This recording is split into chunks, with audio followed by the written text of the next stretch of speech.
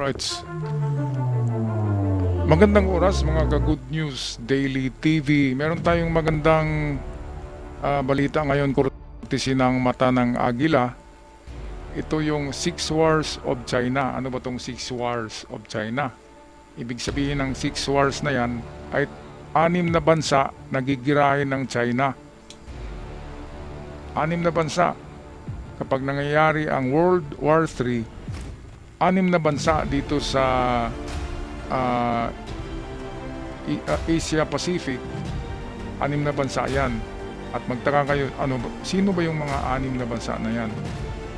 Kasama diyan ang Russia. Hindi alam ng Russia ng balak ng China ay i-invade yung mga teritoryo ng Russia na nasa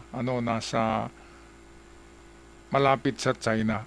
Ganon din sa India. Kahit nakasama sa BRICS ng China ang India, ay yan pa rin ay gigirahin din yan ng China. So dalawa na yan. Ngayon, Taiwan ay pangatlo, and then Pilipinas pang-apat, and then yung Mongolia, kasi yung Mongolia ay dating kalaban ng China yan, ay re-race back din ng China dyan, and then Japan ang pang-anim. Grabe mga kababayan, no? Napaka-ambisyoso talaga ng China. Walang sinasanto kahit si Putin eh.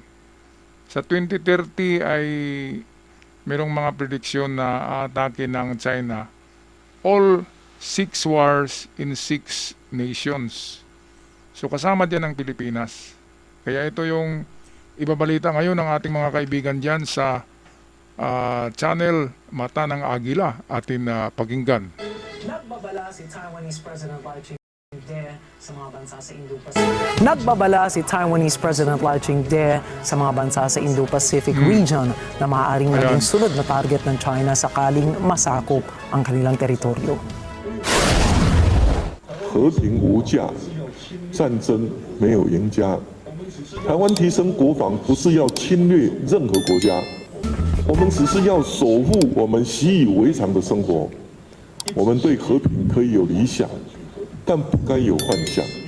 一纸协议无法换取和 Okay, 平， so ito 唯 mga 有实 kababayan 力才能够确保 ang 真 unahin 和 ng 平。 China ay of course Taiwan. Dahil nga ang Taiwan ay probinsya ng China.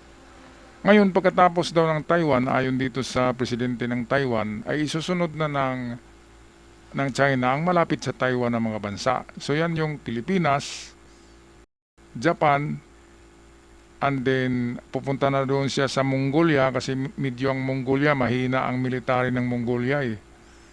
Ang Mongolia, by the way, ay ang lugar ni Genghis Khan, kung saan si Genghis Khan ay isang invader din ng China noon.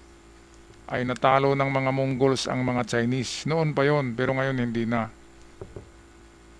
At panghuli ay ang India, which is kasama sa BRICS. At ang pinakakaibigan ng China, walang iba kundi Russia. Kung nakita nyo, di ba merong mga Chinese na mukhang mga Russians? Noon yan eh, kasi in-invade talaga ng China ang parte ng Russia. At nasagop yung mga lugar kung saan merong mga Caucasians, mga maputi, parang mga Amerikana, European.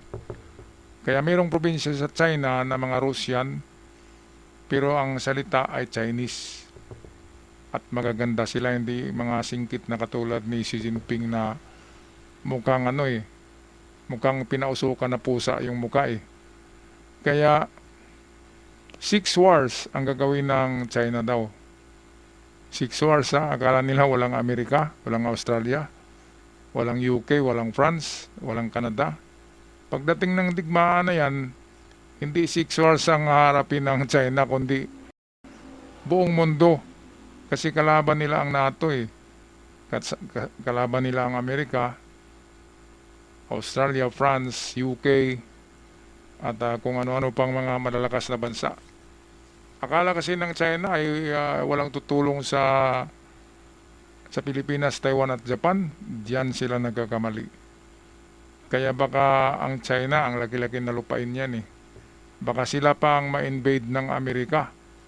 At kapag natalo sila ay baka Amerika ang magmamanage ng China.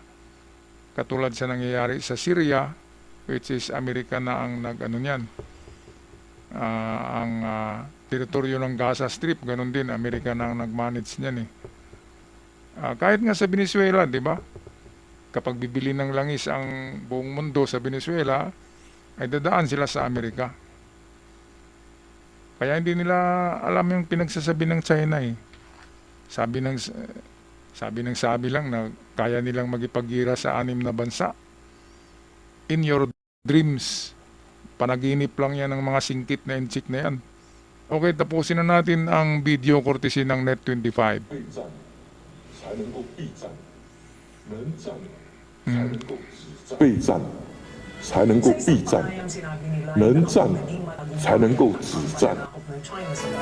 Sa isang panayam, sinabi ni Lai na kapag naging matagumpay ang tangkang pananakop ng Siyempre. China sa Taiwan, hindi titigil rito ang pagpapalawak pa ng mga ambisyon ng Beijing.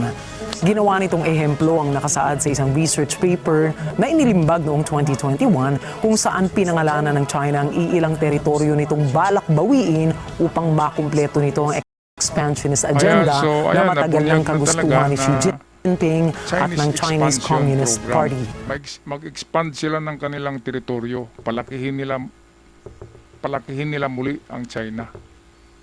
Kaya itong mangyayari sa WPS lang muna yan, pero kapag nandyan na ang China sa mga isla-isla na yan, ay atakihin na naman yan ang Pilipinas in the future at agawin ang buong Pilipinas. Isigurado, magipaglaban tayo diyan. Kung wala ang Amerika, ay ubos talaga tayo diyan. Kaya kung ma-invade nila ang Taiwan, isusunod din nila ang Japan dahil malapit na lang. Kaya ang Japan ay naghanda na. Kaya mukhang hindi mangyari iyan eh. Kasi kung atake ang China sa Taiwan, ay nandyan ang Japan na didipinsa. At nandito rin ang Pilipinas, didipinsa rin para sa Taiwan. Kasi kapag na-invade ang Taiwan, ay domino effect na yan. Ma-invade din ang Pilipinas at ang Japan. Kaya hindi pa ma-invade ang Taiwan, makipaglaban na ang Japan at Pilipinas. Of course, sabihin natin na wala naman tayong armas. Hindi, pagdating ng gera, magbigay sa atin ang Europe, ang EU, European Union or NATO, magbigayan ng maraming armas. Kaya walang problema sa mga armas na yan kapag nagkataon, mga kababayan. Kaya hindi maiwasan talaga ang gera dahil nangyayari ang World War I. Bakit sinundan ng World War II? History repeated eh.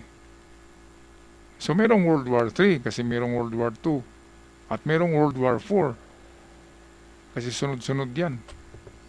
Sabi mga kababayan, no? Sobra pala ang ng China, sobra ang ambisyon. Expansion of territory, matagal na pala na plano nila yan. At grabe, hindi lang dito sila mag-expand sa South China Sea, sa WPS. Kundi papunta doon sa Japan, papuntang Australia, and then doon sa likuran ng China ay papunta sila sa Russia. At sa east ng China, papunta sila sa Mongolia. And then sa west, papunta sila sa India. Grabe, uubusin yata nila ang buong mundo. Kaya kung ako'y Amerika, bombahin ko na yan eh. Para manahimik na yung mga inchik na yan. Grabe mga kababayan, no? Ano bang klaseng... Dapat manatili na lang dyan sila sa China. Huwag na mag-expand. Diba kung dadami sila, para silang mga daga na ang dami-dami na, gagawa sila ng sakit, di ba, para malipol yung kanilang lipunan doon. Tulad ng ginawa nila sa sa COVID. Di gumawa sila ng COVID part 2 at diyan pasabugin sa China para maubos yung mga inchik na yan. Para hindi dadami, para walang expansion. Ganun lang yun eh. Ganun lang kadali ang solusyon yan. Para hindi na sila mag-expand pa. Alright, so tapusin na natin ang balita courtesy ng Net25. Pinangalanan dito ang Taiwan, South China Sea region o mas kilala bilang West Philippine Sea, Southern Tibet. Pinangalanan dito ang Taiwan, South China Sea region o mas kilala bilang West Philippine Sea, Southern Tibet, pati Ayun. na rin ang Arunachal Pradesh region sa India, Senkaku at Ryukyu Islands na parte ng Japan, Outer Mongolia at ang ibang parte ng Russia. Inilahad ni Lai na ang sunod na mga bansang maaaring malagay sa banta ay ang Japan, Pilipinas Ayun, at grabe iba pang talaga bansa nabis, sa rehiyon na maaaring At lumawak mukhang pa umano lalawak, hanggang sa states by Americas states, at eh. Europe. Palagay ko Australia ang isusunod pagkatapos ng Pilipinas. Kung ma-invade nila ang Pilipinas, nandito ang kagamitan ng Amerikano eh. Mukhang nanaginip yata ang China sa kanilang ambisyon na hindi nila kaya yan. Hindi nila kaya yan. Ang Japan nga noon, hindi nila kaya sa World War II ang Japan eh. Tapos ngayon, magipaglaban pa sila sa sa ang daming bansa. Japan nga lang, mahirapan na sila dyan eh. Mga tunay na warrior yung mga Japan. Noong panahon ng mga ninja, ang Japan ay mga assassin na yan, mga samurai na yan, meron ng mga musashi, di ba? Meron ng mga batusay na mga mandirigma. Ang China sa panahon na yun ay nagluluto lang ng ramen tsaka noodles. Wala talaga silang history of war. Wala. Mga lampayatot yan eh. Noodles lang ang kinakain yan eh. Tapos ngayon ang laki-laki na ng ulo. Nakapagbenta lang ng maraming mga imitation ng products. Imitation of cellphones, lahat imitation eh. Mga relo. Ang daming mga Peking relo made in China. Peking ginto, napakarami. Kung hindi sila namimigay ng produkto, hindi yayaman ng China. Tapos ngayon, lumaki ang ulo. Ay nako, dapat mabigyan ng leksyon yan. Mga kababayan, anong masasabi nyo dito sa 6 wars of China na kasama ang Pilipinas? Na pinagplanuhan na i-invade, hindi lang pala WPS, kundi buong Pilipinas. Pagkatapos yan ay pupunta na sila ng Europe, dadaan sa Australia, UK, France, NATO. Lahat i-invade nila, pati Russia. Napakademonyo pala ng China na yan na plano. Mga kababayan, pag-comment na lang sa ating comment section. At sa mga bago pa lamang, huwag kalimutan mag-subscribe. Napakalaking tulong yan. Maraming salamat. Hanggang sa muli, paalam.